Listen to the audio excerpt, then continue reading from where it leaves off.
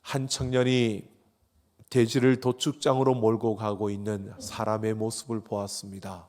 그런데 신기하게도 돼지가 아무 저항도 없이 꼬리를 흔들며 그 도축장으로 들어가는 모습입니다. 그래서 이 청년이 돼지를 몰고 가고 있는 그 사람에게 물었습니다. 어떻게 돼지가 도축장으로 가는데 저렇게 즐겁게 들어갈 수가 있습니까? 그 비결을 물었더니요, 그 사람이 자기 손에 쥐고 있던, 그 손을 펴면서 손에 쥐고 있던 콩을 보여주더랍니다. 그러면서 자신이 돼지가 가야 할 그 길 앞에 이 콩을 조금씩 떨어뜨리며 가면 돼지들은 그 콩을 주워 먹는 그 즐거움에 꼬리를 흔들며 도축장으로 들어간다는 것입니다. 지금 당장 눈앞에 있는 그 콩을 주워 먹는 그 맛에 그들은 죽음으로 가고 있는 겁니다. 여러분, 예수님을 믿든 믿지 않든 모든 사람들이 어렴풋이나마 그렇게 이야기를 합니다. 이 세상이 끝이 아니고 다른 세상이 있다라고 말합니다. 여러분, 천국과 지옥이 있다는 것이죠. 우리가 부인하지 않고 그 나라가 분명히 있다라고 하지만, 여러분, 사람들은 그것을 알고 있으면서도요, 이 세상에서의 재물과 권세와 쾌락과 명예라고 하는 달콤한 콩의 유혹을 이기지 못하고 그것에 매여서 그것을 주워 먹는 그 재미 때문에 지옥을 향해 가고 있는, 또 자신들이 어디로 가고 있는지도 모르고 그렇게 걸어가고 있는 수많은 이들이 있습니다. 세상이 주는 콩의 유혹이라는 것이 너무나 달콤해서 그냥 그 모든 것을 잊어버리고 가고 있는 것입니다.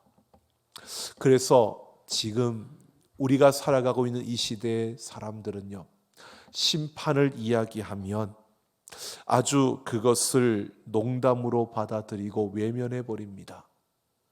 아직 우리는 이 세상이 더 해야 할 일이 많고 또 이 세상에서 우리는 더 즐겁게 더 누리며 살 것이라고 말합니다.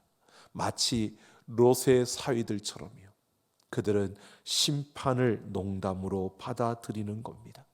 하지만 하늘을 손바닥으로 가린다고 해서 그 하늘이 없어지지 않는 것처럼 심판을 거부하고 심판이 없다라고 그렇게 부정하고 외면한다고 해서 심판이 없어지는 것은 아니라는 것입니다.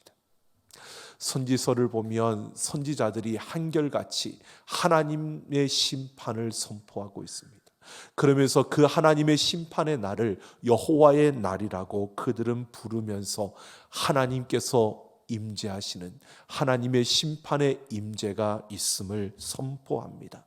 이 하나님의 심판의 임재, 이것을 통해서 심판을 받을 자들과 구원을 받을 자들이 나뉘어지게 된다고 선포하는데요, 그것을 잘 우리에게 소개하는 것이 바로 이 하박국 선지자입니다. 이 하박국 선지자는 유다가 멸망할 것을 내다보면서 장차 회복할 것을 소망해야 하는 그런 어두운 시기에 활동했던 선지자입니다. 이 하박국 선지자는요, 바로 하나님께서 악인을 심판하고 또 의인을 구원하신다는 이 하나님의 심판의 임재를 선포하고 있습니다. 오늘 이 하박국 선지자가 선포하는 이 하나님의 심판의 임재, 바로 하나님이 우리에게 임하셔서 하나님의 심판을 이루시는 그때, 바로 그 말씀하는 그 말씀을 우리가 함께 살펴보면서요, 이미 하나님의 나라가 이 땅에 임하였고 아직 완성되지 않은 하나님의 나라, 이 이미와 아직 사이를 살아가고 있는 우리들, 그 마지막 때가 되었다고 말하고 있는 수많은 징조들 속에서 그 마지막이 우리에게 왔음을 우리가 생각하며 이 시대를 살아가는 우리들이 바라보는 그 하나님의 심판의 임재는 무엇이고, 또 그 하나님의 심판의 임재가 우리에게 어떤 의미가 주어지며, 또 이 시대 속에서 우리는 그 하나님의 심판의 임재를 믿고 달려갈 때 우리는 어떤 삶을 살아야 하는지 이 말씀을 통해서 함께 생각해 보려고 합니다. 여러분, 이 하박국서의 구조는요, 하나님과 하박국의 대화로 이루어져 있습니다. 그래서 하박국 선지자가 하나님께 질문하면 하나님이 답을 하고, 그 답한 것에 대해서 하박국이 또 질문을 하면 하나님이 답을 하는 이런 형식으로 이어져 있습니다. 이렇게 하나님과 하박국의 대화의 그 중심 주제는 하나님의 공의로운 심판에 대한 것입니다. 그러니까 하나님의 그 심판하는 방식이 얼마나 공의롭고 정의로우냐라고 하는 것을 우리에게 보여주는 것입니다. 하박국 1장 4절을 보면 하박국이 먼저 하나님께 이렇게 기도합니다. 율법이 해이하고 정의가 전혀 시행되지 못하오니 이는 악인이 의인을 애워쌌으므로 정의가 굽게 행하여 지미니이다 라고 하는 겁니다. 이 말은 유다에 수많은 악인들이 있는데 이 악한 자들이 악을 행함으로 말미암아 의로운 자들이 고통을 입고 있으니까 하나님, 이 땅에 이 악인들을 심판해 달라고 하박국이 그렇게 기도하고 있는 겁니다. 하나님, 이 땅에 이 악인들을 빨리 심판해 달라고 요청하니까 하나님께서 답을 하시는데요, 그들을 심판하시겠다라고 말씀하십니다. 그런데 하나님께서 이방 나라인 바벨론을 통해서 그들을 심판하시겠다는 겁니다. 하박국이 요청한 것처럼 유다의 그 악인들을 하나님이 심판하시는데 이방 나라 바벨론을 들어서 그 땅을 심판하시겠다는 겁니다. 이 말을 들은 하박국이요, 그러면 하나님은 공의롭지 못한 것 아닙니까? 어떻게 공의로운 하나님께서 그렇게 하신다고 말씀하십니까? 라고 그가 또 하나님께 말하는 겁니다. 이 하박국이 생각할 때는 유다가 아무리 악하지만 그래도 이방 나라 바벨론보다는 낫다는 겁니다. 이방 나라인 그 바벨론이 더 악한데 그 더 악한 나라를 통해서 유다를 심판하신다.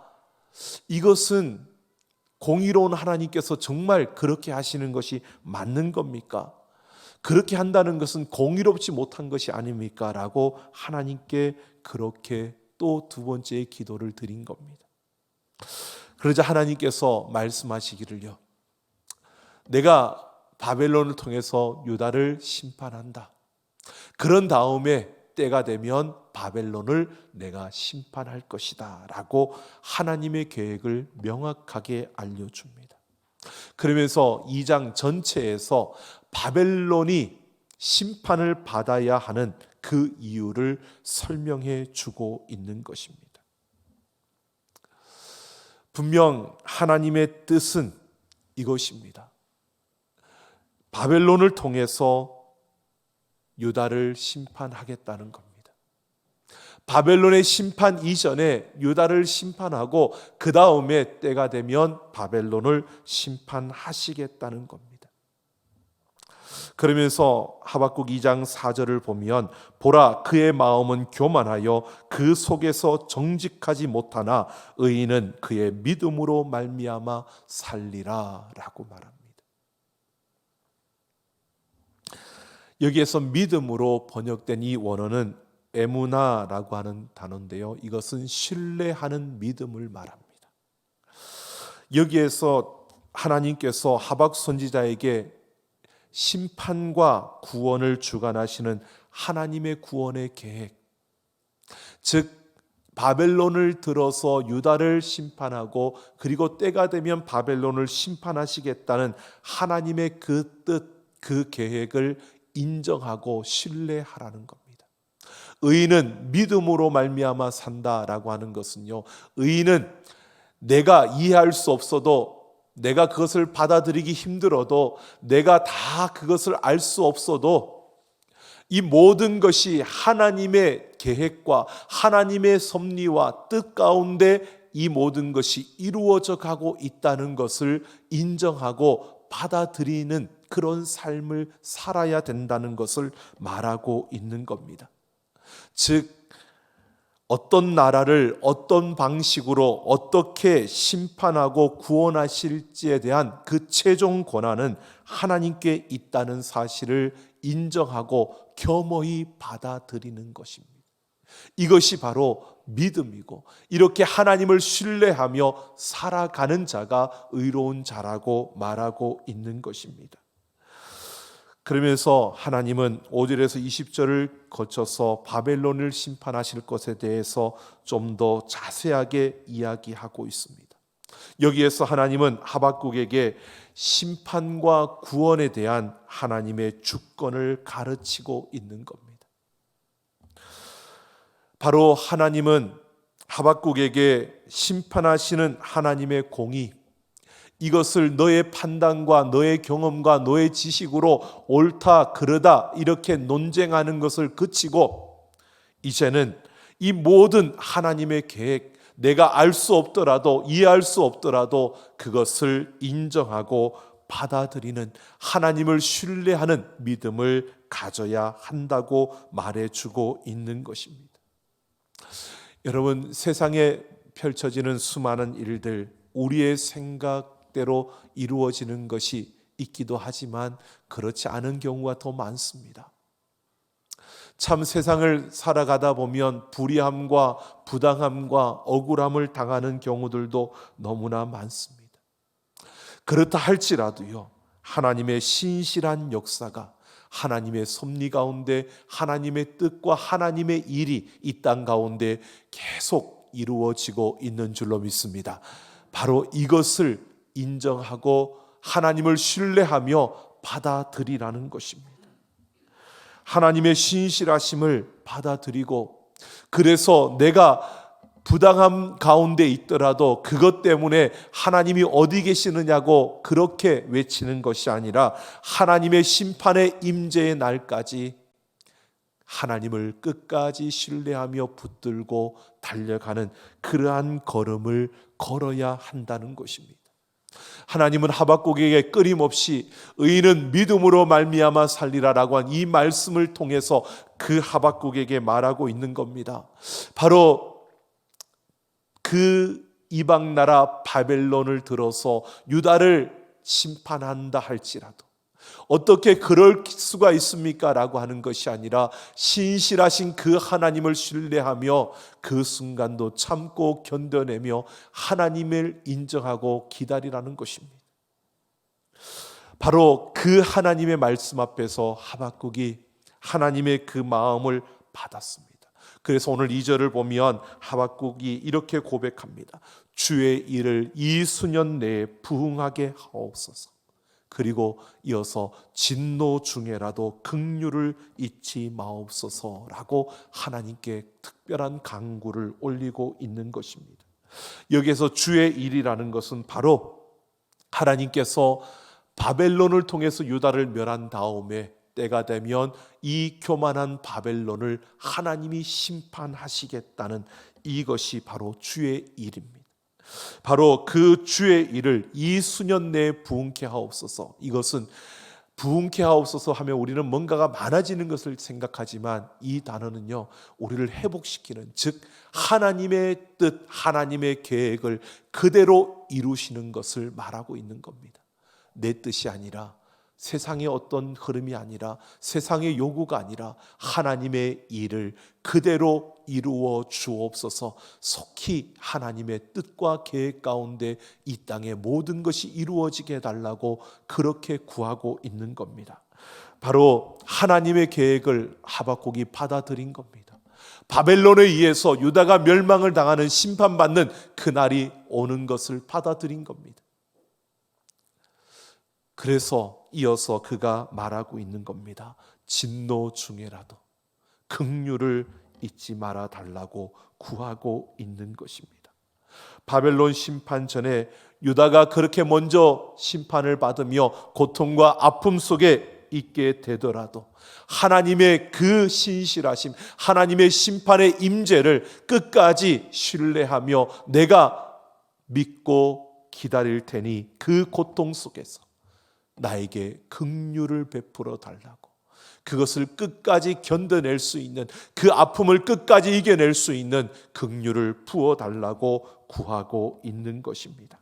바로 겸손히 하나님 앞에 엎드려서 하나님의 심판 앞에서 하나님의 그 심판의 임재가 이루어지는 그날까지 내가 이 고통과 아픔과 세상의 불의함과 이 억울함과 부당함을 이길 수 있는, 견뎌낼 수 있는 힘을 부어달라고 긍휼을 구하고 있는 겁니다.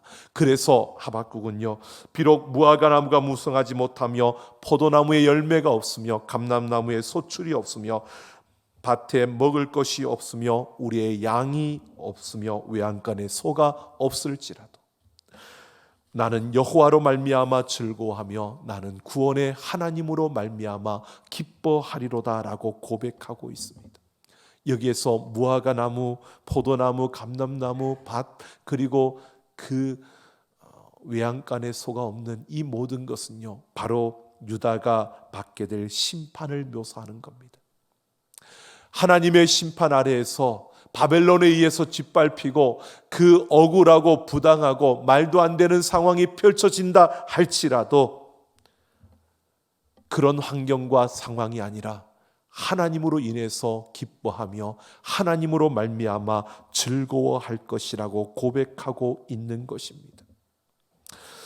지금 심판하시는 하나님이 온전하신 그 임재를 통해서 바벨론을 심판하시고 그래서 믿음의 사람들을 구원하실 것을 이제 신뢰하며 그 하나님께서 바로 그 심판의 임재를 통해 믿음의 사람들을 구원해 주실 것을 확신하며 이 모든 것이 속히 이루어지기를 그가 구하며 서 있는 것입니다.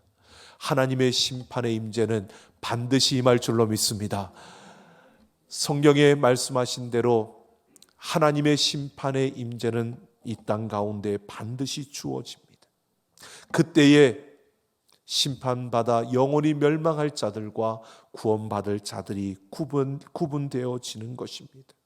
하나님의 온전하신 공의가 악인들은 벌하시고 바로 그 꺾으실 것이며 하나님의 그 자녀들 의인들은 구원해 주신다는 것입니다. 이 하나님의 심판이 정하신 때에 임하게 될 것을 우리가 신뢰하며 믿으며 나아가는 우리의 걸음이 되기를 예수님의 이름으로 축원합니다. 이 심판을 믿는다면요, 하나님의 심판의 임재를 믿는다면 우리는 이 땅에서 그냥 함부로 그리고 이 땅의 것만을 추구하며 그저 흥청망청 그렇게 살아가지는 않을 것입니다. 먹을 것을 위해서, 입을 것을 위해서, 마실 것을 위해서 살아가지는 않는다는 겁니다.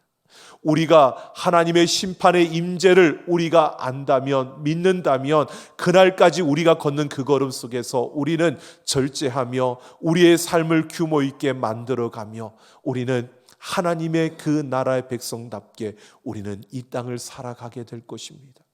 오늘 우리의 삶에서요, 그날이 있음을 우리가 믿고 그 하나님께서 지금도 우리를 그 가운데 이끌어가고 있음을 우리가 신뢰한다면 우리는 세상이 요구하는 대로 끌려가는 어리석음이 아니라 세상이 우리에게 말하는 그러한 삶으로 그렇게 미련하게 걸어가는 것이 아니라 조금은 힘겹더라도, 조금은 아프더라도, 조금은 어렵더라도 큰 길로 가면 편안하게 안전하게 갈 수 있다라고 생각이 들지만 좁은 길로 걸어갈 때는 그만큼 힘겹고 아픔의 그 고통의 시간을 걸어야 되는 것도 사실입니다. 하지만 우리는 하나님의 심판의 임재가 있음을 확신하기에 그 하나님을 신뢰하며 지금도 내 걸음을 이끌어 가시는 그 하나님을 믿으며 우리는 이 땅에서 더 거룩하게, 더 의롭게, 더 진실하게, 더 신실하게 살아가는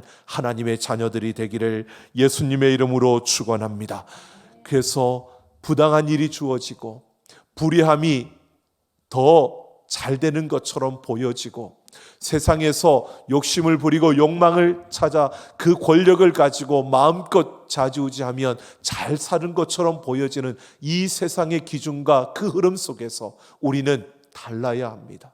우리는 그 모든 것에서 우리에게 주신 하나님의 그 자리에서, 하나님께서 우리에게 맡겨주신 그 모든 자리에서 우리는 더 진실하게, 더 우리의 삶에서 하나님이 살아계심을 우리가 확신하는, 그 신뢰하는 모습을 보여주며 살아낼 수 있는 그런 우리의 걸음이 되기를 예수님의 이름으로 축원합니다. 이 심판을 통과해 구원에 이르게 된다는 하박국의 이 믿음은요, 장차 오실 예수님의 그 믿음이었습니다. 이 믿음을 보여주는 예표였습니다. 예수님은 십자가를 지러 가는 그 걸음 속에서 겟세마네 동산에서 기도하십니다. 그 땀방울이 핏방울이 될 정도로 간절하게 기도하셨습니다. 그렇게 기도하시면서 예수님 마지막 그 기도의 결론은요, 내 뜻대로 하지 마시고 오직 아버지의 뜻대로 이루어지게 순종하며 그 십자가의 길로 나아갑니다. 십자가에 못 박혀 죽임을 당하실 그 길로 나아가는 겁니다. 그러나 예수님은 믿음으로 바라보았습니다. 이 십자가의 죽음을 통해서 수많은 하나님의 백성들이 구원을 받게 될 것이고, 예수님도 그 죽음 가운데서 다시 살아나실 것을 믿음으로 바라보았기에 그 하나님의 계획, 하나님의 뜻, 하나님의 일에 그는 전적으로 순종하며 그 십자가의 길을 가신 것입니다. 그래서 우리를 구원하셨고 3일 만에 죽은 자 가운데서 다시 살아나셨습니다. 그 후에 예수 그리스도의 나라에 속한 수많은 믿음의 선진들, 그들은 이 믿음으로 걸었습니다. 고통이 주어지고 환난이 주어지고 핍박이 주어지더라도 바로 나와 함께 하시는 그 하나님의 손길을 신뢰하며 마지막 심판의 임재가 있음을 알고 그 걸음을 흐트러뜨리지 않고요, 믿음으로 하나님을 신뢰하며 그 죽음의 길, 사람들이 볼 때는 죽음의 길이라고 말하는, 사람들이 볼 때는 어리석은 길이라고 말하는 바로 그 생명의 길을 걸어갔던 것입니다. 오늘 우리는 그 뒤를 이어 이 자리에 서 있습니다. 주님 다시 오실 그날이 멀지 않았고 하나님의 심판의 임재가 이제 우리 앞에 펼쳐질 것입니다. 그때가 언제이냐, 이게 중요한 것이 아니고요, 우리는 그때를 준비하며 오늘을 살아가고 있느냐가 중요한 것입니다. 하나님의 심판의 임재가 있다고 말하면서 오늘 내가 규모 없이, 절제함이 없이 그냥 먹고 마시고 입는 것에 그렇게 흥청망청 살아간다면 그것은 하나님의 심판의 임재를 모르는 자의 모습입니다. 하나님의 심판의 임재를 안다면 오늘 우리는 우리 자신을 더 거룩하게, 더 의롭게, 더 진실하게 우리 자신을 그렇게 살아가게 만들어 우리의 걸음걸음을 걸을 수밖에 없는 것입니다. 여러분, 1866년 알프레드 노벨이 다이너마이트를 발견했습니다. 그로 인해서 많은 돈을 벌었습니다. 많은 돈을 벌어서 큰 부자가 되었고 큰 재산을 쌓았는데요, 어느 날 조간신문에 일면 타이틀 기사가 죽음의 상인 노벨이 죽다라고 하는 그 기사가 난 것을 보았습니다. 그리고 충격을 받았습니다. 근데 이것은 프랑스 기자가 그의 형인 루드비 노벨이 죽었는데 노벨이 죽었다고 하니까 이 알프레드 노벨이 죽은 줄 알고 이 잘못된 기사를 낸 것입니다. 근데 이 신문을 본 노벨은요, 그렇게 생각했습니다. 내가 지금 살아있기에 망정이지 정말 내가 죽었다면, 내가 죽는다면 이 기사가 사실이 될 것이 아닌가. 그리고 내가 오늘이라도 죽으면 사람들은 나를 이렇게 기억하고 이렇게 생각하겠구나. 죽음의 상인. 그래서 충격을 받고 기도하면서 그는 결심을 했습니다. 내가 이 다이너마이트로 벌은 이 모든 돈을 바로 생명을 살리는 일에 써야겠다. 그래서 자신의 재산의 93%를 내어서 노벨상을 제정한 것입니다. 그래서 인류를 위한 평화와 그 번영에 공헌한 사람들에게 노벨상을 주게 된 것입니다. 여러분, 오늘 우리가 이 세상을 떠난다면 다른 사람들은 우리의 그 뒷모습을 무엇으로 기억할까요? 우리의 그 자리를 보면서 사람들은 무엇이라고 평가할 것 같습니까? 여러분, 하나님의 심판의 임재 앞에 섰을 때 여러분, 그날에 우리의 손에 어떤 열매가 들려 있을 것 같습니까? 여러분, 하나님의 심판의 임재를 믿는다면 오늘 우리는 어떻게 살아가야 할까요? 의로우신 하나님의 임재를 노래하면서 진노 중에라도 고통 중에라도 내가 핍박을 받더라도 내가 어려움을 당하더라도 나에게 긍휼을 베풀어 달라고 기도하며 무화과 나무에 열매가 없고 외양간에 소가 없을 때라도 구원의 하나님, 그 하나님으로 인하여 기뻐할 수 있는 즐거워하는 삶을 살아가는 우리가 되어야 되지 않겠습니까? 하나님의 심판의 임재를 우리가 믿음으로 바라본다면 오늘 우리는 우리의 삶을 바꿔야 합니다. 우리의 잘못된 걸음을 돌이켜야 합니다. 이 세상에 있지만 세상 사람들과 똑같이 살아가서는 안 되는 자들입니다. 여러분, 참 부당함과 억울함과 불의한 일들이 이 세상에 많이 일어나고 있습니다. 그런 가운데서 우리가 분노할 수밖에 없는, 또 그것 때문에 우리가 아플 수밖에 없는 이 세상 속에 있습니다.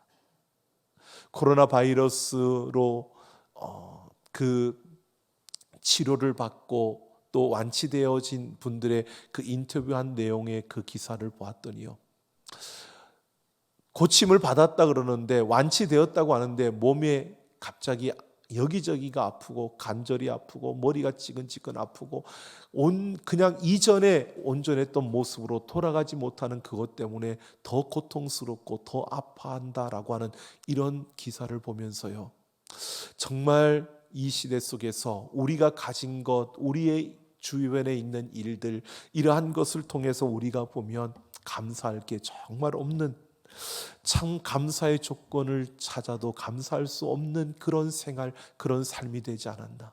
재정적으로도 어려움을 겪는 이들도 많고요, 정말 힘겹게 그 하루하루를 걸어가는 이들도 많습니다. 그런데 분명한 것은요, 오늘 하나님께서 살아계시고 이 땅의 모든 것이 하나님 손안에 있고 그 하나님께서 이 역사를 움직여가며 마지막 심판의 임재가 분명히 우리 앞에 있다는 것입니다. 하나님을 신뢰하며 믿음으로 걸어가는 우리의 걸음, 무엇보다도 이 상황에 매몰되지 아니하고 우리의 환경에 묶이지 아니하고 우리는 그 모든 것을 넘어서 하나님 앞에 믿음으로, 하나님을 신뢰하는 그 믿음으로 달려가는 우리의 걸음을 통해서요, 이 세대 속에서 더 거룩하고 더 의롭고 더 진실하고 더 신실하게 서가는 우리 모두가 되기를 예수님의 이름으로 축원합니다. 우리 함께 찬양하겠습니다.